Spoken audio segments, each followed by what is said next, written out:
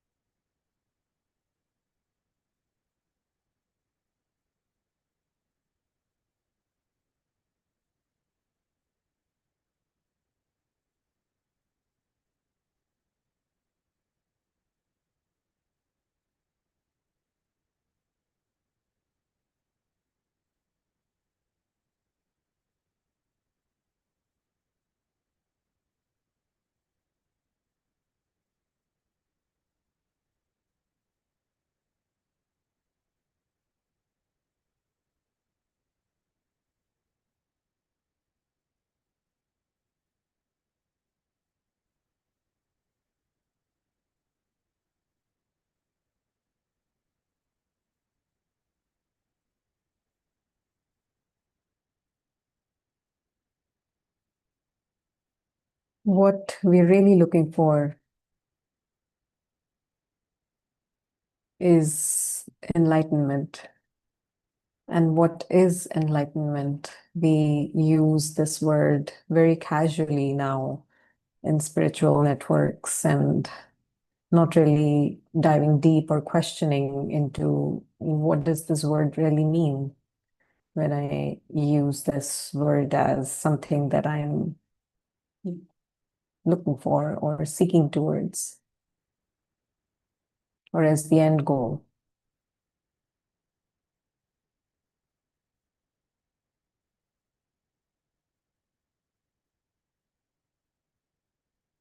What is enlightenment?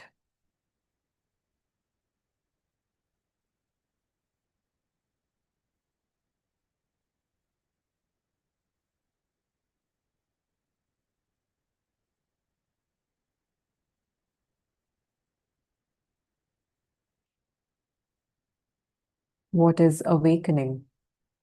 That's another word that we hear a lot. We maybe even use a lot as a milestone or even as an end goal sometimes. What is awakening? What is enlightenment? What are these jargon that we so casually hear about or use as labels in our conversations or sharing as our process is going on, as it deepens, as it reveals itself into further layers of understanding?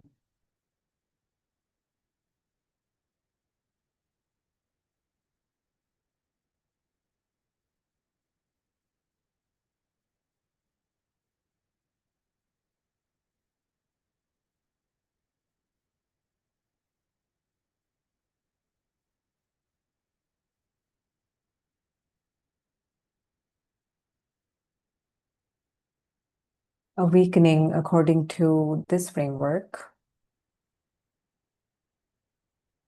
is defined as the unveiling of the two-ness of experiencing, the two-ness of me and the other, the person and everything other than me, the person.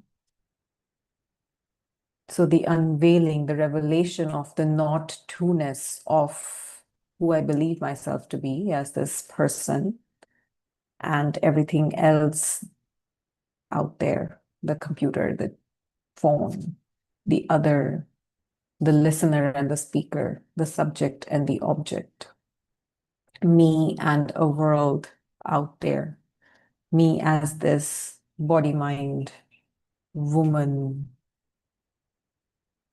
South Asian, a daughter, a sister, a wife, an employee, a friend, a student, a teacher, whatever identifications or labels me, the person, can put on myself and can believe myself to be. So the revelation of the non-separation of this whole shenanigan, the construct of me and a world out there in which this me believes to be living in, this me believes to be living to protect from herself from, or to prove herself in, make a mark, leave a legacy, help others, whatever the agenda may be for this me. So an awakening is the unveiling of all of that as the construct of that which can be called consciousness, impersonal awareness,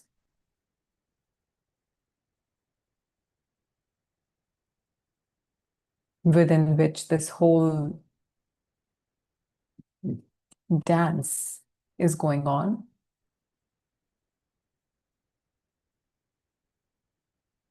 And this dance is within consciousness, is consciousness, the me and the world is made of, the very fabric of its existence is that impersonal awareness.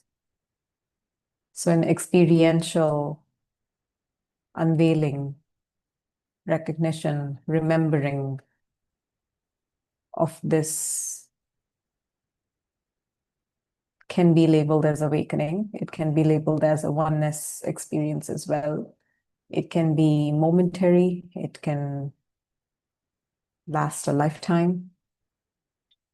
The recognition in itself, while that's the experience, time does not exist there. It's the timeless, spaceless recognition of the not two-ness.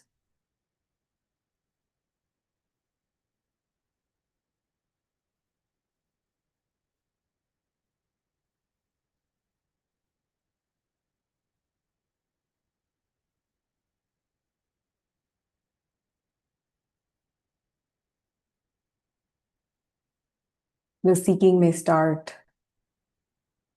with this awakening ideal as the goal of the very seeking process. So we can start with the framework where purification practices are a part of the process, where deliberate effort is put as a seeker, as a seeking identity, to purify or to mellow down the control freak, the personal construct, to weaken the personal, the ego construct.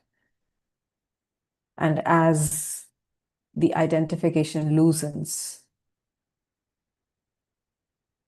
it cracks enough. There is enough space there for that revelation to just shine through. Or it can just happen without any effort, without even intending towards it. And in the very revelation itself, it is confirmed and clear that no effort, no practice, no intention could have led to this recognition.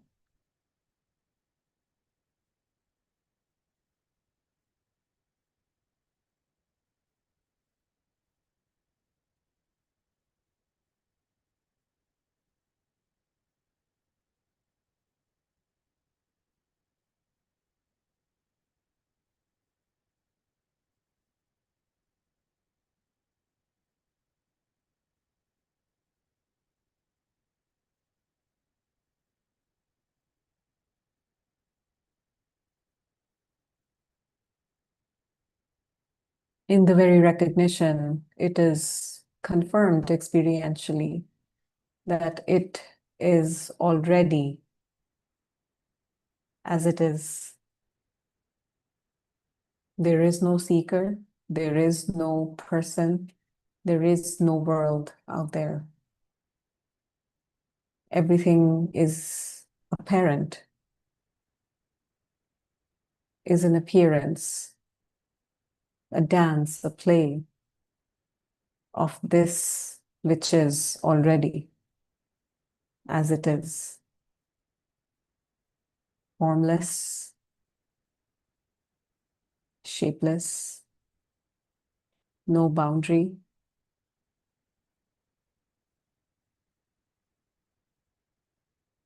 timeless, no time, no past, no present, no future.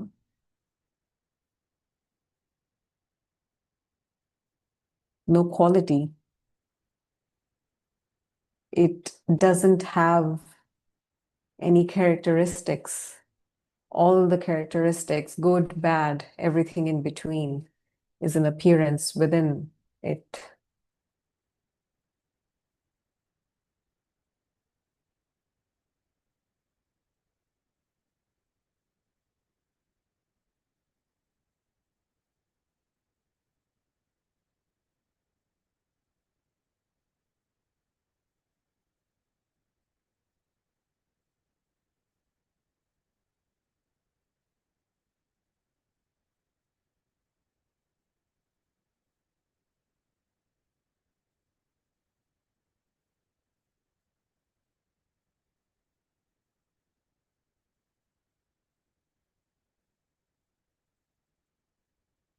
Ramesh Balsekar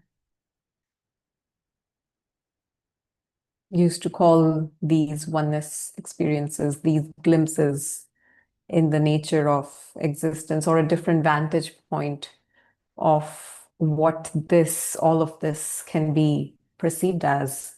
Used to call this experience, this confirmation, as a freebie, as a freebie from God.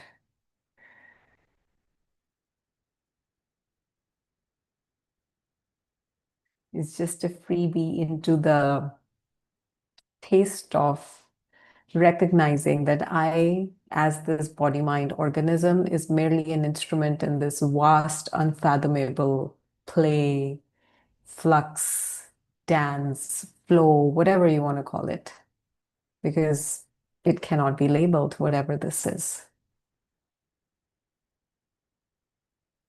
And I'm a mere little teeny tiny instrument who has this gift of the sense of I. And that sense of I is designed complex enough that it can perceive life as itself being the center of existence, and everything that goes on around it somehow interpreted in a way that it means something about it. I am doing this. I am not doing this. I like this. I don't like that. You did this to me and you didn't say that to me. And I am hurt and I'm happy and I'm joyful and I'm sad. I. What a power. What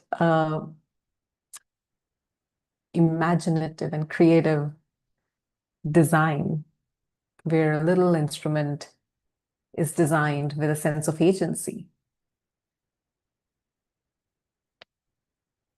And that sense of I itself comes up, or somehow wakes up one day with this urge to find out what it is, what is the source of all of this. Where do I come from? Where do I go when this body dies, when I die? What's my purpose? Why am I here?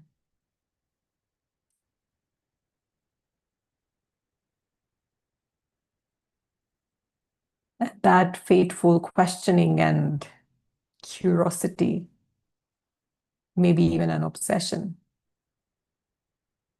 is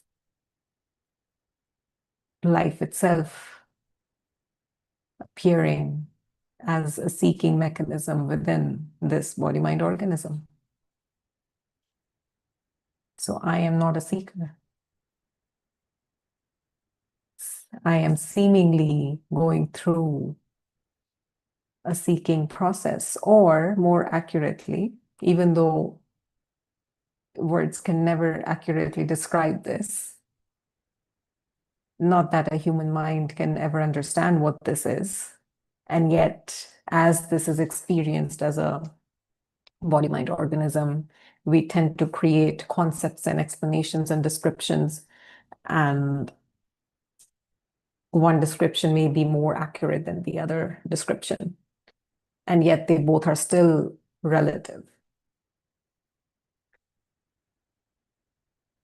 So a seeking process is flowing through this body-mind organism.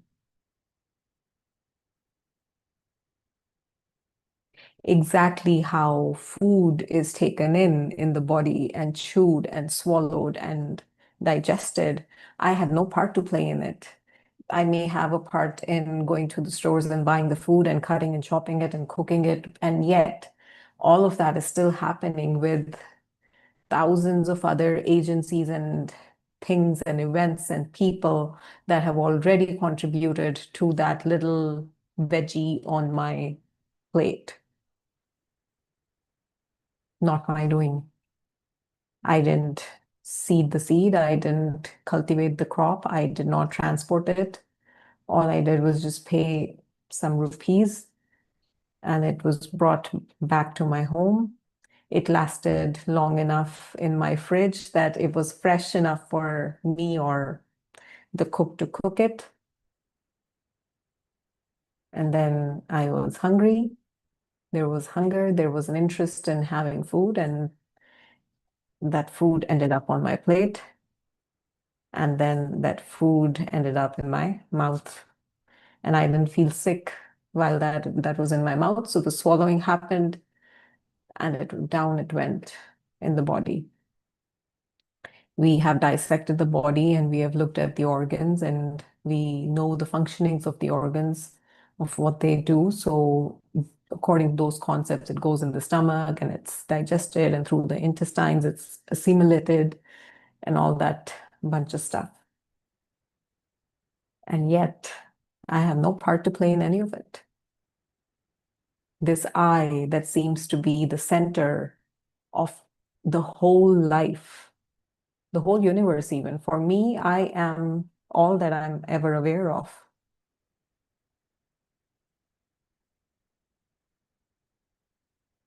And yet I have little to no part to play in any of the whole world.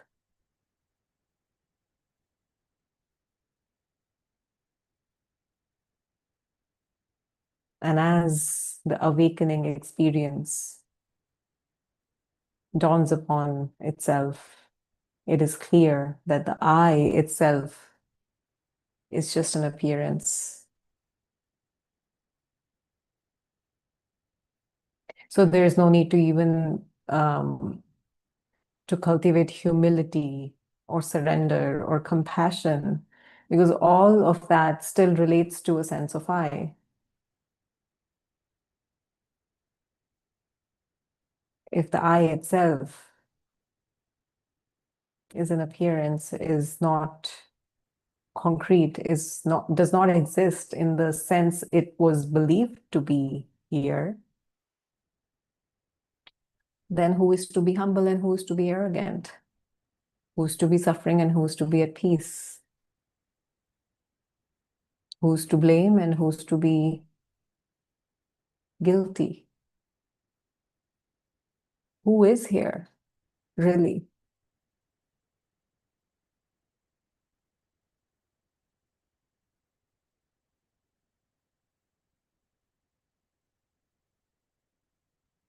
And that question in itself, who am I?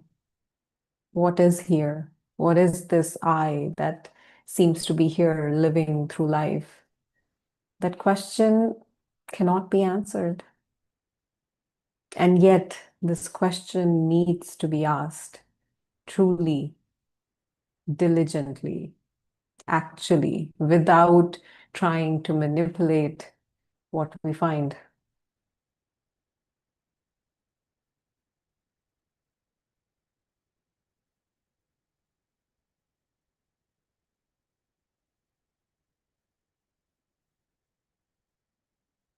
There is something here that experiences or that perceives or that confirms that there is no personal I.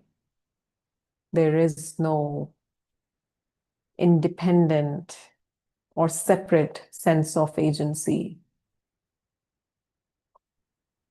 that can be found.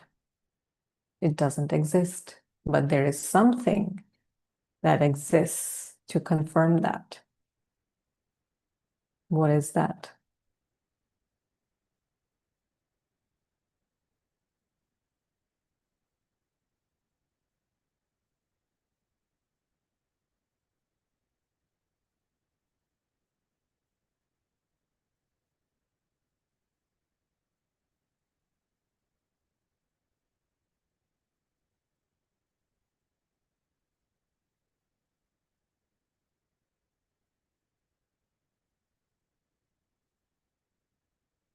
And this whole phase of seeking and the revelation of the not two-ness of everything that is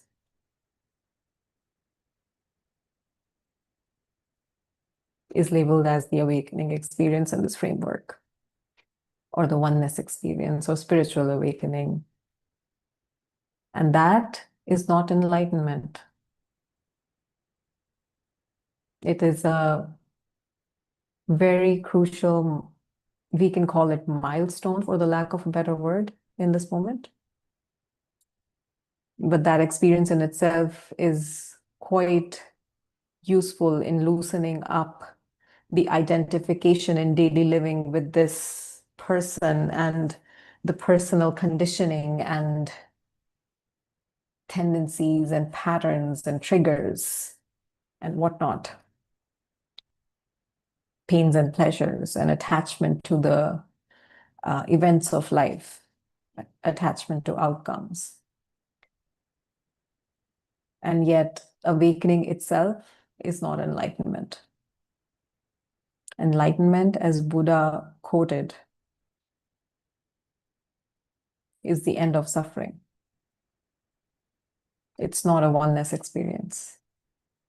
It's not end of separation, although end of suffering in a way can be looked at as an end of separation in the sense of no shame and no blame, and the end of the belief in the sense of personal doership. So there is no doer. And in that sense, there is no separation between me and you, because neither I am a doer and nor you. Nobody's a doer. Nothing is the doer. Doing is happening. Another statement that Ramesh used almost in every satsang: events happen, deeds are done. And then he added himself, consequences happen. And yet there is no doer thereof.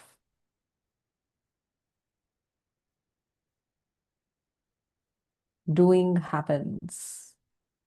Doership also happens. Suffering happens.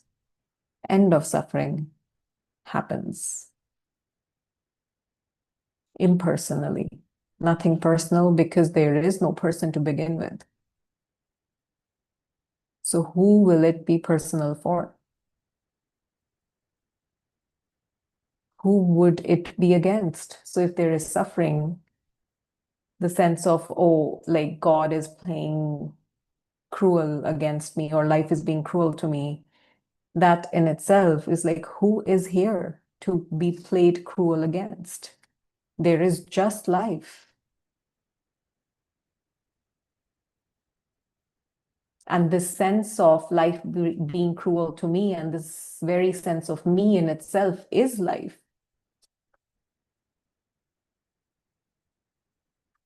And that's the paradox.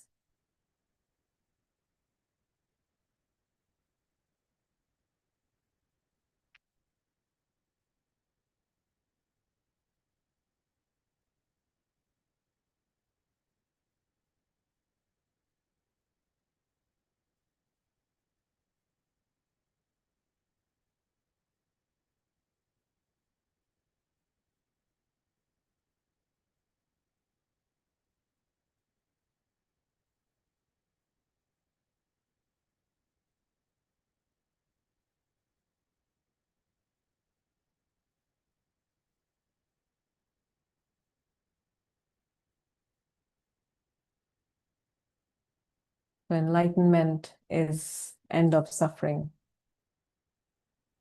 There is a cause of suffering. The cause of suffering, as Buddha described it, he said, the cause of suffering is desire. And in this framework, it is further interpreted or explained as the cause of suffering is the attachment to the fulfillment of desire. So the clinging towards more pleasure or resistance towards pain, attachment towards an outcome, me being a certain way, other being a certain way, life being a certain way, attachment to that certain way, which is different than how it already is the cause of suffering.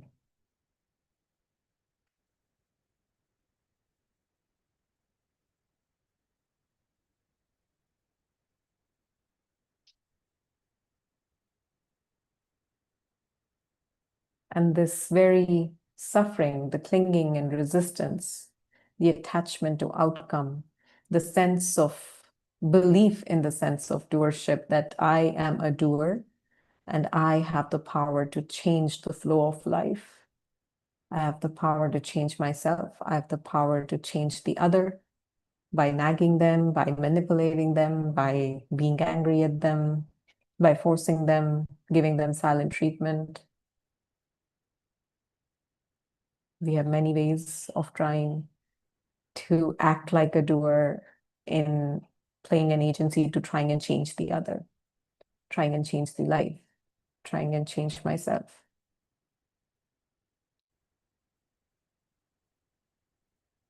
And that belief in the sense of doership is already suffering, is the very cause of suffering.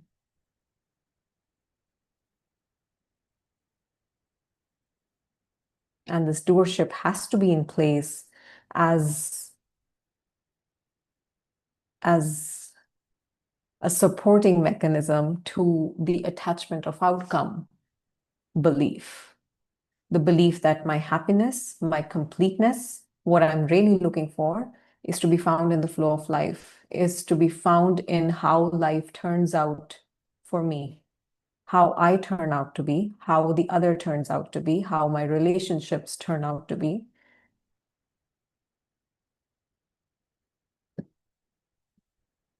How my seeking process turns out to be. So my completeness, my happiness, my end of suffering is to be found in enlightenment happening. And the doership then takes charge of that. Yes, I will make enlightenment happen. And that's already suffering. That's opposite of what enlightenment is.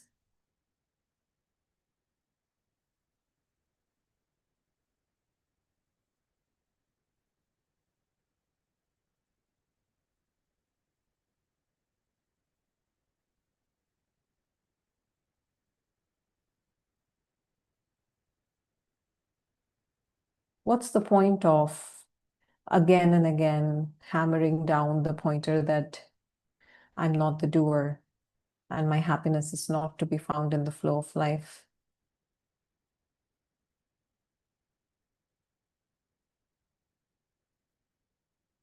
So whether I feel like I'm succeeding or whether I feel like I'm a failure, at whatever is the current wave of importance maybe in our lives, whether it's money or relationships or spiritual seeking, whatever it may be. But whether I feel like I'm succeeding at it, or whether it feels like I'm failing at it, or I'm a failure, I'm losing it, that's not where end of suffering is to be found.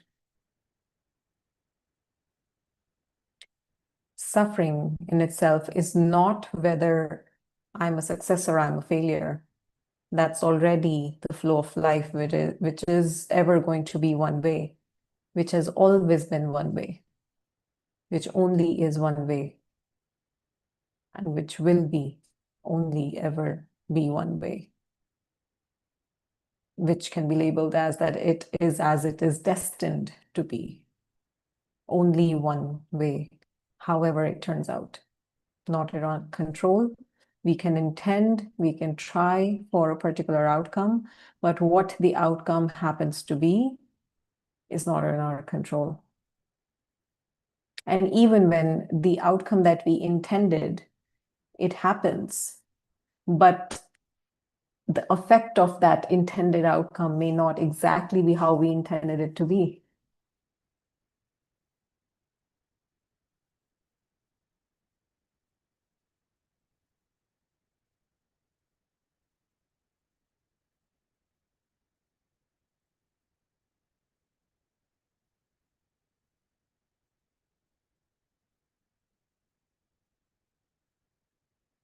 Suffering is the attitude towards the flow of life,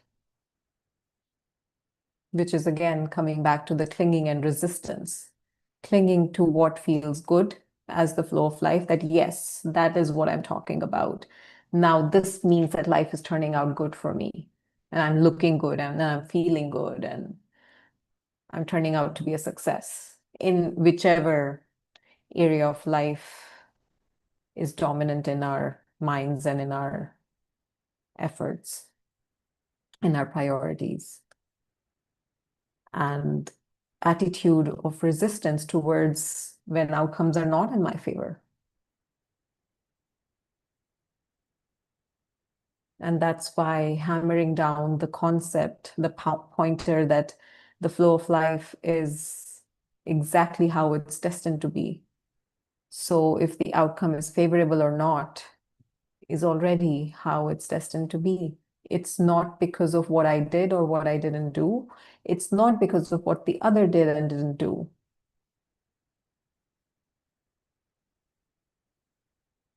And when seeing for ourselves, again, if it's destined for us to see that in life, in experience, confirms that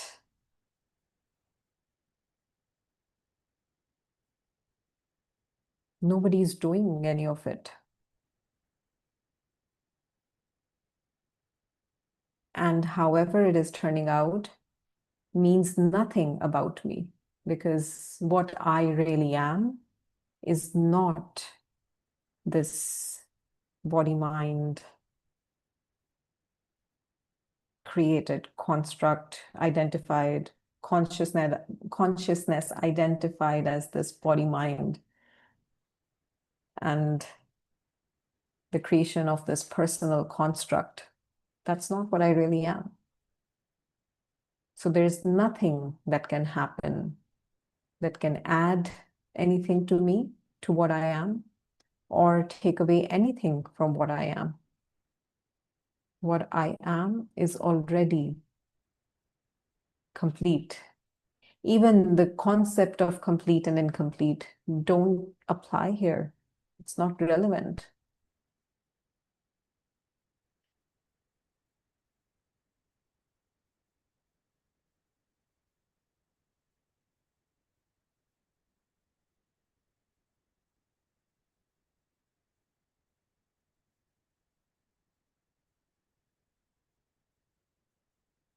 My happiness, my completeness is not to be found out there. It is within, it is already what I am. So it is never to be found actually, because it is never lost. I am always already all there is.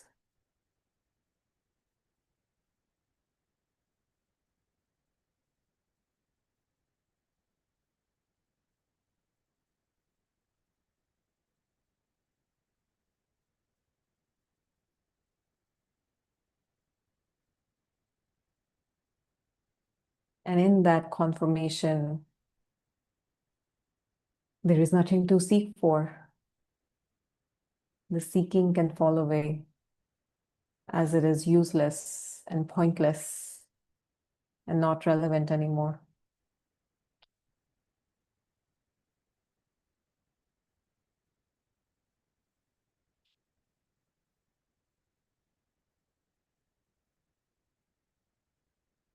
And in the seeking falling away, we can label that as it being found. And yet, it was never lost. Even the seeking itself was an appearance, is an appearance within it.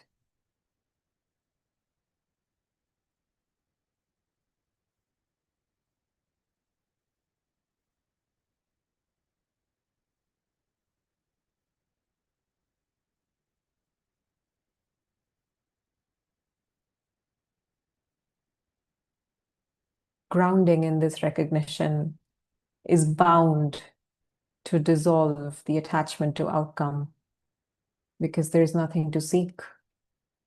So however life turns out is okay. It doesn't mean anything about me. The me is not personal anymore. It is a person. There is still a person. There is still Gurleen sitting here talking about life, eating the food she likes and making jokes. And yet none of it is personal anymore.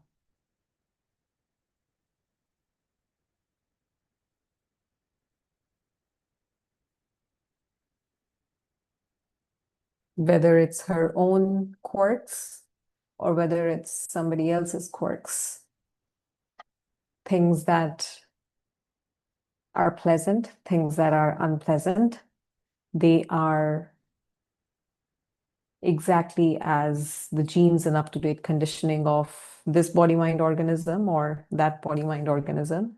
And they are accepted, not in the sense that if something doesn't feel right in my system, in the sense that if someone is abusive, there may be a tendency to build a boundary, even a stronger boundary, depending on how it sits with my system. And yet it's not personal.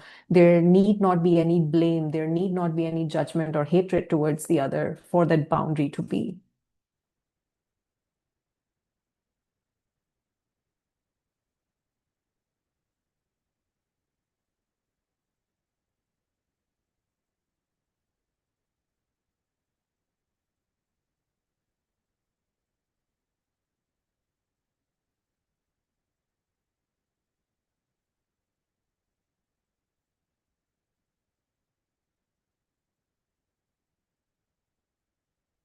Awakening integrated in daily living as the end of belief in the sense of personal doership and attachment to outcome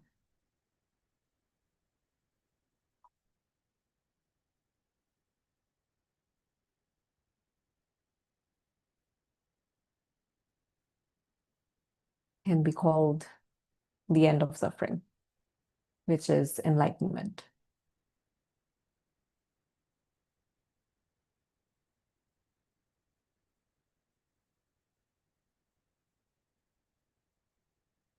It may happen, it may not. It may happen in this moment, it may not happen in this lifetime. But my attachment to it happening or not is more attachment to outcome on top of the existing attachment to outcome mechanism. So who cares whether it happens or not? Because life is ever going to be one way. Falling away of suffering is only either going to be or not going to be. It doesn't mean anything about me. Doesn't mean that I'm a bad seeker or I'm an unlucky seeker, because there is no seeker. Seeking is happening.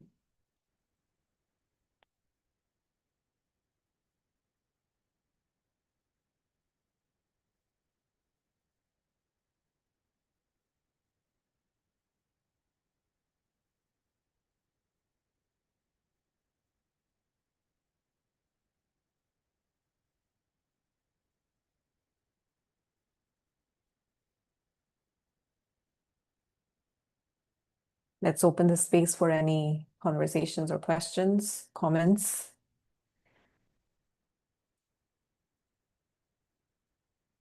or anything if you feel to share.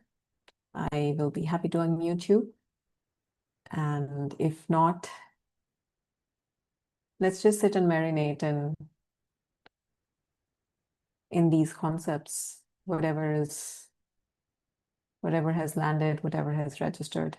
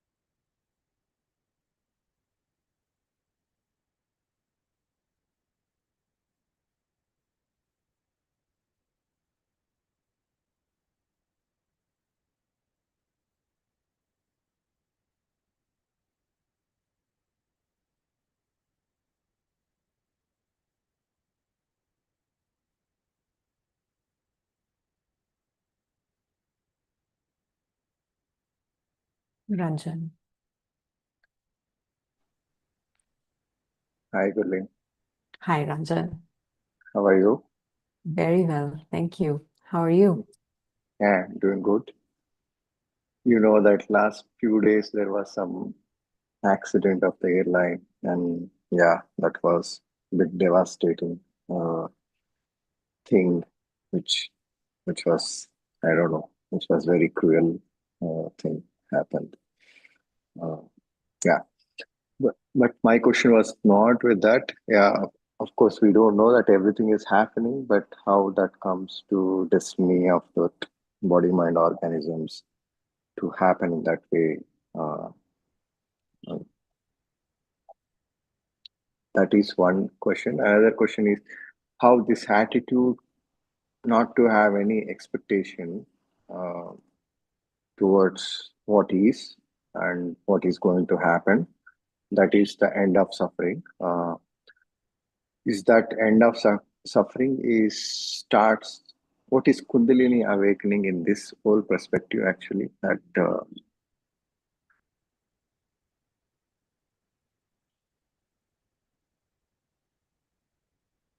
in this whole concept, in this whole process. Uh, Kundalini awakening in this framework is not really talked about that I'm aware of, but how I understand this process of energy centers aligning within the system. It's like I remember Roger explaining it once, and that was such a beautiful explanation. He used the example of a pipeline in a house, let's say. So there are these pipelines, complex, just joining one another and making a pathway for the water to flow. And there can be blockages in the system of that pipeline where the water may be not flowing as nicely as possible. So Kundalini awakening is one of the forms of purification or alignment that can happen in the system where those pipelines, the blockages can be removed by, let's say, a higher gush of water, and then the dirt just goes with the whoosh of water, and there can be an opening in the system, and the energy can start flowing through the pipeline, without any blockage, without any resistance. And that can manifest as different things in different people. And the teachers or facilitators who specialize in this Kundalini framework can talk more beautifully or clearly about it. But sometimes it manifests as like mystical experiences or heart opening. When there is an opening in the heart chakra, it feels very open and compassionate, and unconditional love is somehow experienced, and it makes sense what it means experientially. So different energy centers have different significance in, we can say, the spiritual unfoldment or the seeking process. So yeah, and that is another Means how it is related to enlightenment, actually, this process. And well, it is all just a part. It can happen, it cannot happen for one process or another. okay. But it's basically an opening up of energy centers, so the perception of what is the life unfolding within and without, and then eventually a non-separation of in and out, seen as not two and just what is. Um, uh, the Kundalini awakening, chakra by chakra, can really be a facilitator for that clarity in experience. Just like, let's say, a bhakti marg could be, and a Kundalini awakening can happen in bhakti too, or in a meditative path as well. So um, it's It is just a way of. Mhm. heightened perception, you mean, you were saying that, this opening. You can say heightened perception or a clearer perception, Clarity. Okay. less veiled. Yeah. So, root chakra, known for grounding, and I'm just coming from very limited knowledge of this framework. But then root chakra, known as the grounding place, the very root where the fear and anxieties are stored, the security, sense of security. So as those chakras are accessed and healed, if that's how it's destined for someone, those elements of, the layers of attachment can open up and can be healed. But maybe in this framework, they happen in a certain order of, root and sacral, and then solar plexus, and in that order. Um, so it's definitely a very intensive framework that can be followed and that can manifest for someone for their seeking journey. And of course, it works if it's happening for someone. But it is, yeah, it happens or it doesn't happen. You mean that it depends on that body mind organism. It depends on their destiny, yes. Yeah. How their seeking is to unfold. And if a Kundalini awakening hasn't happened, doesn't mean that end of suffering is not available until that happens. Mhm. Or if it has happened, also doesn't mean that enlightenment has happened, because there are many seekers who have had a Kundalini awakening and their suffering is more intense than ever. So, and that is the same for all the other approaches, like even this one. If we go to Jnana Yoga, Mhm. we can very happily believe that suffering is not there, but it plainly could just be spiritual bypassing. So every process and approach has its pros and cons, and whether the seeking is to really fall away is up to one's destiny, and which approach will resonate and will work for that seeking process is also provided in life as needed and as destined. It's basically me. It has to be processed. All this information stored in this chakras means attachments or identifications. Uh, you mean like each chakra has its own veil for that. So that is the end of suffering, you mean? Because you said end of suffering is enlightenment. Uh, so basically, other than seeker or seeking, seeker and seeking is a movement of our thinking process. So that is happening uh, sometimes when we are meditating. Maybe it is not much, but when we come out of meditation again, it looks like some programmed or patterns. It plays out itself. Uh, so uh, I don't know that is become being aware that breaks these patterns and that makes end of suffering, like when once all the patterns are worn out, or is there something kind of a source that we can just take it out that source and everything falls away? Uh, what you are saying is that taking out of that source, like seeker or something, uh, which is mechanism, automatic mechanism. So, Right. so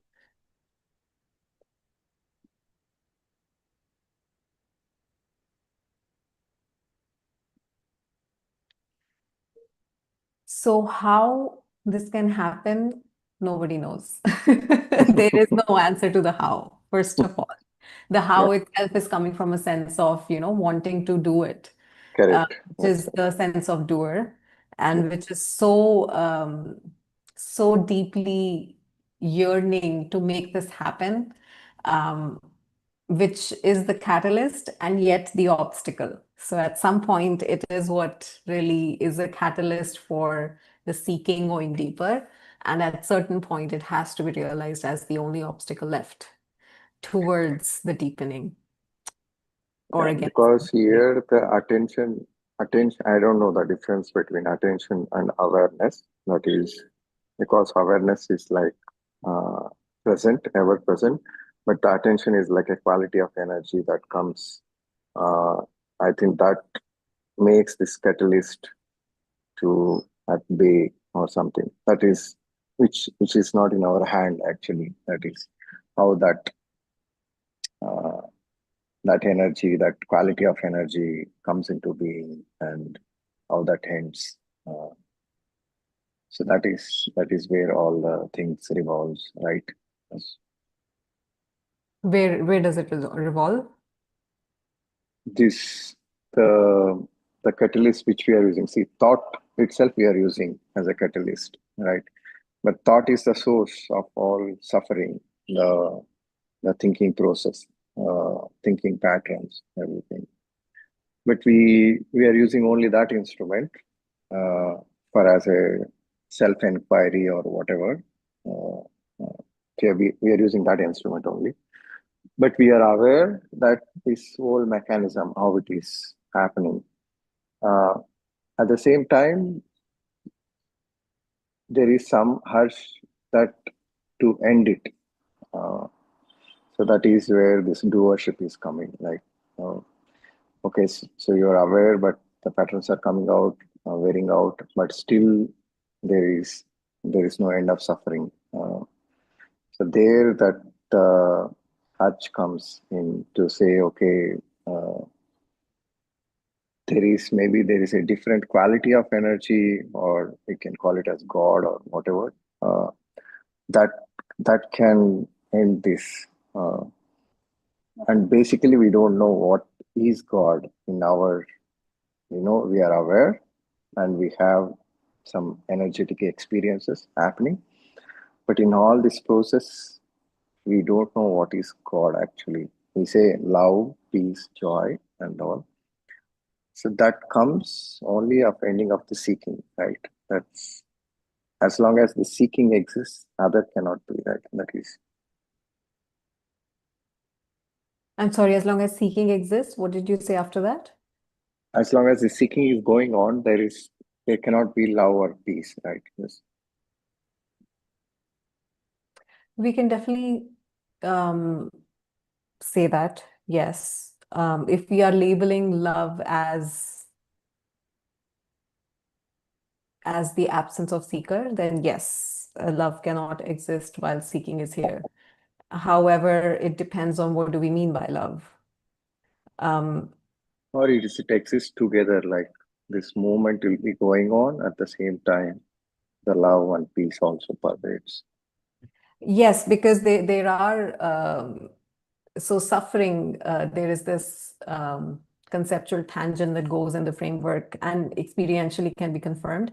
So there is this primary suffering, which is this deep-rooted belief in the sense of personal doership and attachment to outcome. And then there is secondary suffering, which is the attitude towards the primary suffering. So Mhm. that attitude that this suffering shouldn't be there or this suffering should end, that is the secondary suffering on top of the primary suffering. Then there can be tertiary suffering, the attitude towards, look, I'm judging myself. So then now I'm judging myself for judging myself. So that's more suffering on top of the secondary suffering, and it can go on and on and on and on. So as it goes deeper, there may come a stop point where you see yourself suffering. Suffering is going on, and I'm judging myself for suffering being there. And I'm feeling like I need to fix this suffering. And there can be an acceptance of that. That, oh, look at that. I'm so desperately trying to fix my shame or fix my suffering or attachment or whatever. And then it can just be left at that. So that is already more presence of peace of mind, while still there is primary suffering and maybe even secondary suffering or tertiary suffering. But there is more peace of mind than before when there were like 15 layers of suffering, let's say. Mhm. It's just seeing that, seeing this mechanism and just being quiet. Uh, Well, again, then being quiet is not a choice. okay.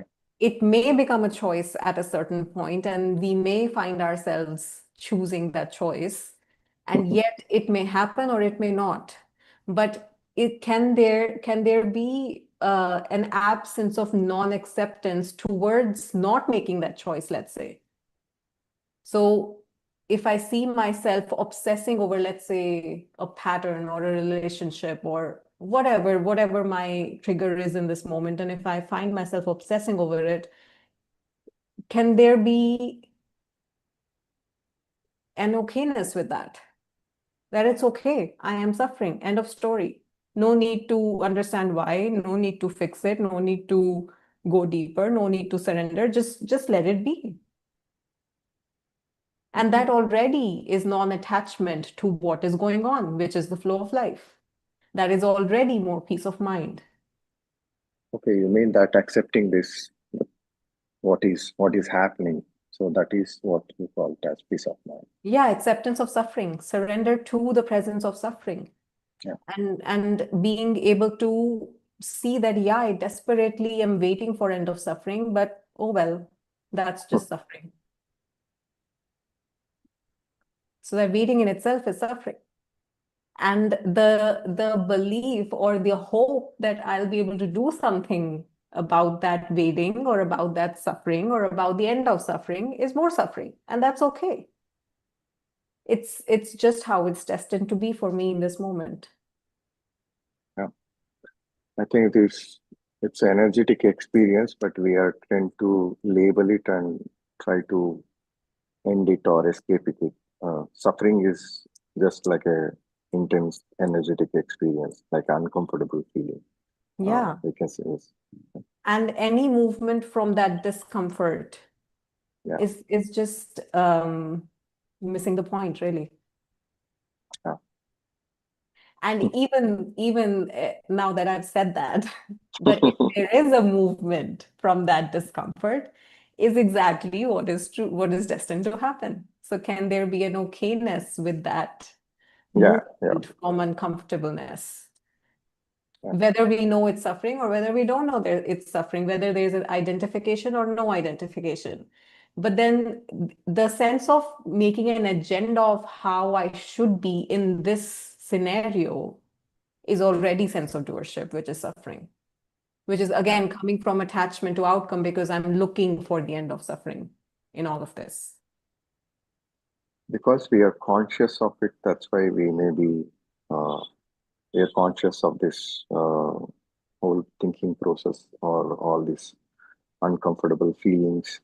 Maybe that conscious, but in that conscious thing, where choice is coming in picture. That's where this. If choice is coming in picture, that's great. That's already grace, that there is a sense of choice in whether I log into the narrative or whether I just be and look at it, or investigate it, or whatever the choice seems to be in the moment. And whether that choice is chosen or not is an outcome of that energetic happening, you're labeling it as energetic experience. So let's go with that. So it is an energetic happening, which is an outcome in the flow of life, which is not in my control. Yeah. And there, the attachment to even making the choice or not making the choice can just fall away.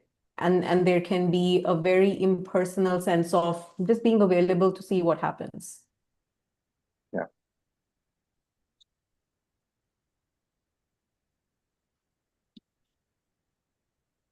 And Kulin, what you say about this accident which happened, which was like we call it as destiny, was like that for that body mind organisms, or is it? It can be catastrophic failure kind of a thing, uh, because the same aircraft was flying from Delhi to Ahmedabad in the morning, but from Ahmedabad to London when it takes in the afternoon. How that can happen suddenly, the failure, that particular, and sometimes because this is happening, my experience also that suddenly something happens which you are not aware or which was not in your control, and suddenly it happens in a second actually. That even this incident, if you see, it happened in a second actually. That is uh, how this is playing out. Is it, we can just say it's in a play, or as not to suffer, we can say it as a divine play, but as a uh, as a pain, uh, that cannot be say as a divine play or something. Is it karma related thing stuff, or it is?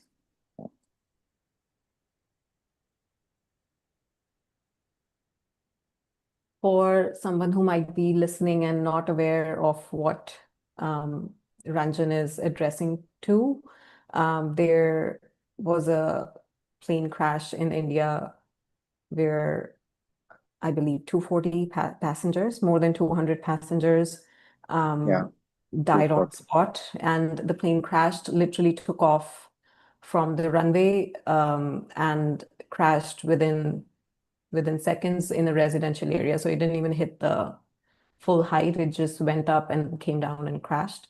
And it just one passenger survived, I believe. Yeah, it's only one passenger who was sitting next to emergency door. Yeah. And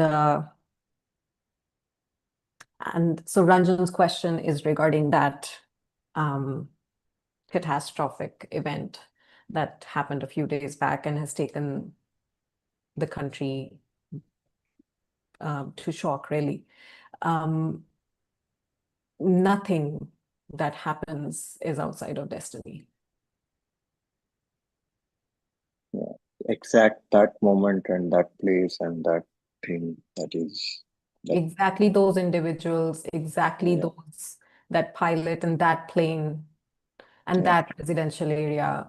And it is, how it happens is not our job to figure out. It is impossible for a human mind to understand of what happens and why it happens and how it happens. Yes, we can, the black box information will come out and we'll make a sense of that, what went wrong. But from the sense of flow of life, of um, all the 240 people or 239 people, I'm not, please forgive me if I'm getting the numbers wrong, but all those lives They were born and brought up in unique surroundings, with unique genes and up-to-date conditioning. They all had unique experiences in different parts of the world or the country, and they all came together in that one plane in that day. They didn't miss their flight. They didn't get late for the flight. They were sitting there in the flight. And all those individuals had to come together and had to lose their bodies together I think in one person one missed event. the flight, I guess. Only one. Just she reached the airport and it was 10 minutes late to the gate closure, like boarding gate. And she requested and they didn't allow her. So, yeah, that is the only one person she missed the flight actually. So, others, they postponed the flight to that date actually, some people. And yeah, it was like totally, um, as you said, that we cannot figure out, like, because if you observe in our day-to-day life that suddenly something happens, we cannot know that how it happened, why it happened. In each moment, life is unfolding either as pleasure or as pain. And as we talk about this event, it is extremely painful. For us, it is painful as human beings, just feeling for other fellow human beings, and for some other families and relatives, it is painful beyond what we can feel in this moment because their family members or their loved ones were in that plane and they're not alive anymore. So, and yet the framework itself, that's why it points out each moment in daily life is either pleasure or pain, extreme pleasure or extreme pain. So that person who missed the flight by 10 minutes, realizing that they survived because of that. So in that moment, there would be a sense of gratitude or pleasure that, oh wow, like I survived. I'm alive because I missed my flight. So they would now be thanking that taxi driver because of whom they got late or whatever reason made them late. Yeah, So before, traffic jam, she was saying yeah. it. And Yes. before that reason would have been like we would have been cursing this, like, oh shit, I'm gonna miss my flight. And then something like this happens and you realize, oh, thank God. Thank God for that delay. And this is how our experience in each moment is being modulated as pleasure or pain. Is this because of this nature of this life? Because in Indian culture, we always say that mukti, get liberated. Like this, you can't find any happiness or security in this uh, pleasure and pain, or anything can happen or any moment. Uh, so you can't depend on relationships or anything kind of thing, or desires, your achievements kind of thing. Is this why we call it as to uh, go for liberation, mukti, and the human life is a blessing, so we should not miss this opportunity. We can say that in a way, yes.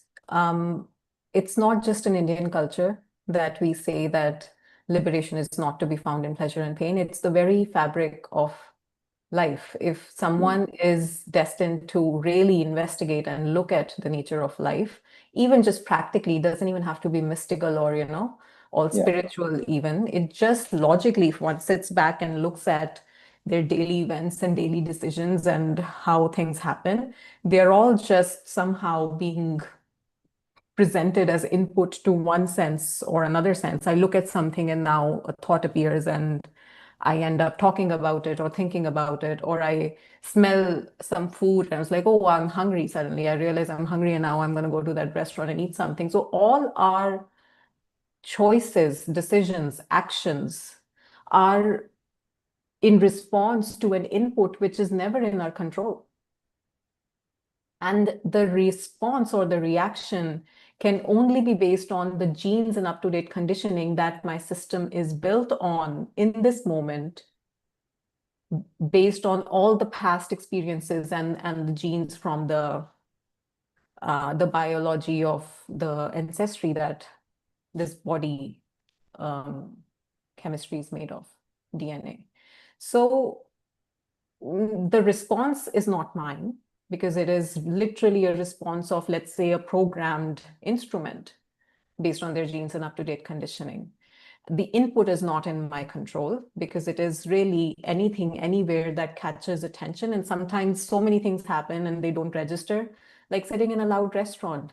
If I'm sitting with a friend and the restaurant is super loud and music is going on and waiters and dishes, everything is just making noise, there's still a possibility for me to be very clearly just listen to my friend, and all those other noises can fade out in the background and maybe don't even exist in my experience in that moment if the conversation is interesting enough. And sometimes what registers in your attention is really, it seems like, oh, I chose to listen to my friend. But some other day I'll be sitting with the same friend in the same restaurant and it'll feel so noisy. It was like, you know what, let's just catch up later. I can't pay attention to what you're saying. I can't listen. So what is all of that? The very mundane happenings in our life show us that in each moment, we don't know what's going to happen. And as that is experientially confirmed, it is clear that there is nothing to be found in what is going on, because it is not about me. Life is not about me.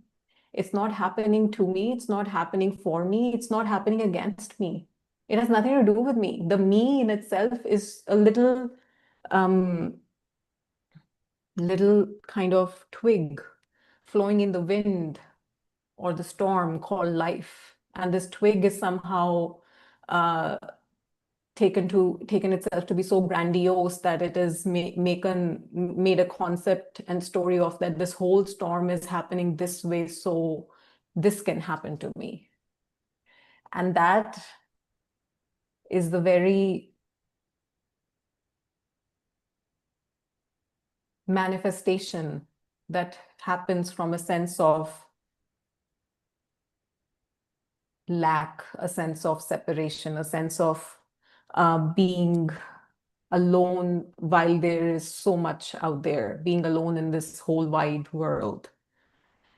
And end of suffering is the falling away of that sense of lack as a result of recognizing that nothing is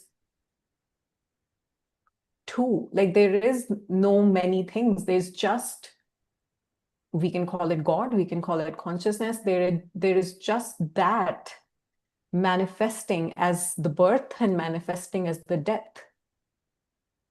The body is taken by something that we can call God or consciousness or prana.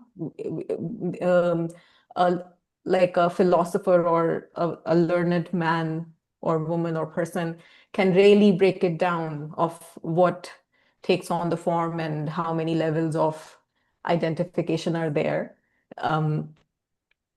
But however, something takes on the body, which is born in the body of a baby, and the baby grows, and then death happens.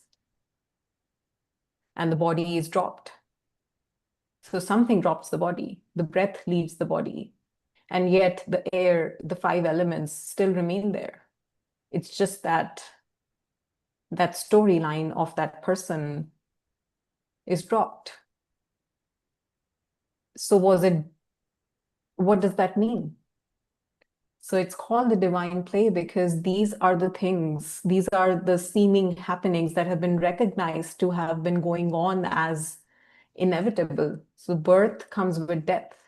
And that is the sense of duality, which is perceived as the extent of manifestation of pleasure and pain, loss and gain, blame and shame. And non-duality in daily living is to be able to see that this is a play going on as duality. The pleasure itself transforms into pain, and the pain itself becomes the pleasure, and it keeps on morphing. and it has nothing to do with me. So suffering is here, but that's not about me. It may definitely choose a narrative which may seem personal, and that is the beauty of life.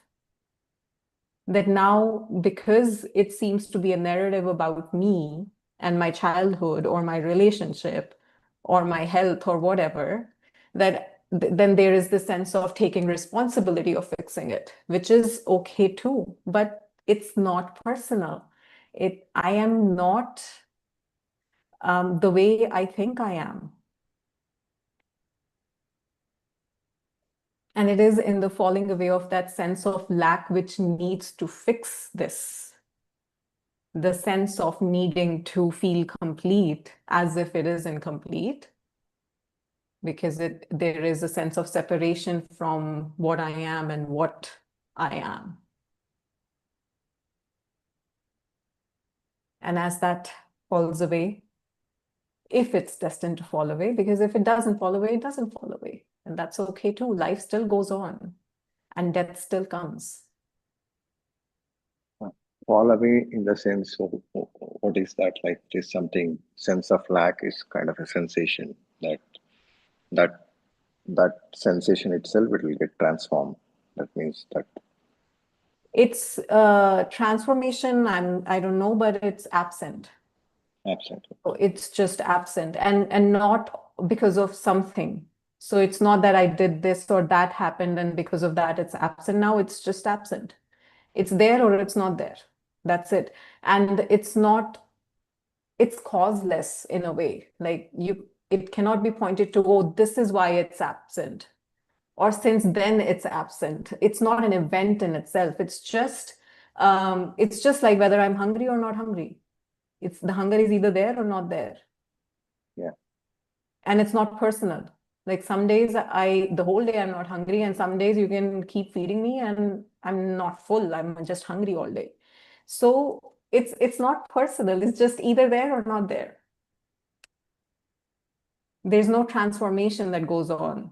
It may seemingly try to make the process look like that it is morphing into something and something and something, which is valid as well. And there are many frameworks, and even this framework is somehow, all the frameworks in a way are based on the seeming process of it, depending on how the process is unfolding for the seeking mechanism.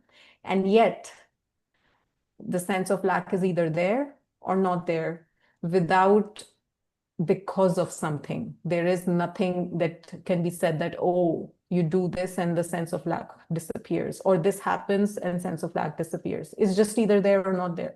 You're either alive or not alive. It's as simple as that.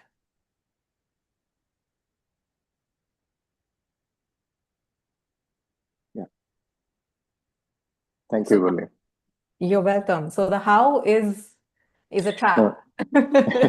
Yeah, no, how is that trap? Is either it's feeling exists or it doesn't exist.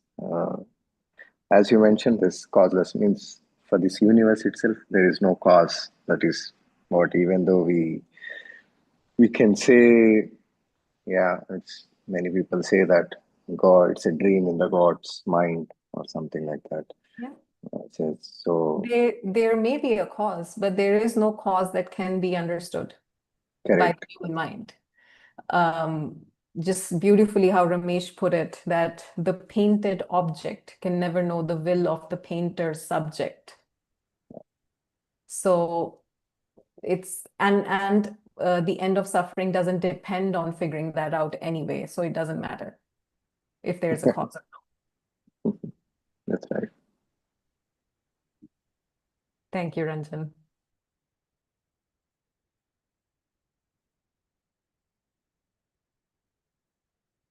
I do want to mention before we sign off for today,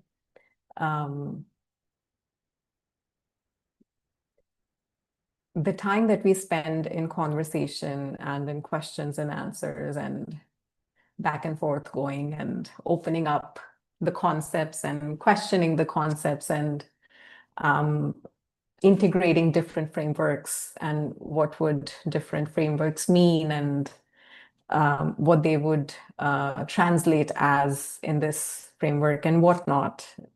Any tangent of conversation is possible and available. Sometimes we may feel that, oh, it's not my question, so there's no need to listen, or I can just sign off, or mentally or even physically, and I'm not losing anything, which is true. The whole satsang can be missed and nothing is missing. And yet sometimes powerfully so, what happens is that someone else's question, even though the question may seem like, oh, like I'm not going through that, and somehow the answer may come in a way that it might end up being something that we all needed to hear all along. So, and that is the power of Sangha. That is the power of togetherness as seekers, as these systems that are vulnerable and open and looking to open up to what is without any attachment. So just that willingness, that availability, that that openness to experience what is in the absence of what should be, just that intent is already the grace of God that has brought us together. And being present in somebody's, in a fellow questioners or seekers inquiry or question or conversation is a beautiful way of space holding for one another. It's priceless. We may sometimes observe that as the collective space holding becomes more available, as we find ourselves more capable of being available for others unfolding as a conversation, let's say in this satsang space, or just in person, if you're sitting with someone and if you're fully available to their unfolding without any agenda or attachment of where this goes or doesn't go, what unfolds somehow is deeper, and it's useful for not just the one that it's pointing to. It also becomes powerful somehow for everyone involved, whether they were the questioner or not. So it is always appreciated when we are together in this way and hold space for one another, not just even for questioners, but even for this being that ends up speaking as the answering machine. So just holding space for one another is just such a powerful way to be together and to wish each other well, to experience what unconditional love really means. This is the space where we get to practice that. And it's such a blessing to be together with you in this way. So thank you for your openness, your availability. It is much appreciated. Thank you for today. Until next Sunday, I love you all. Thank you.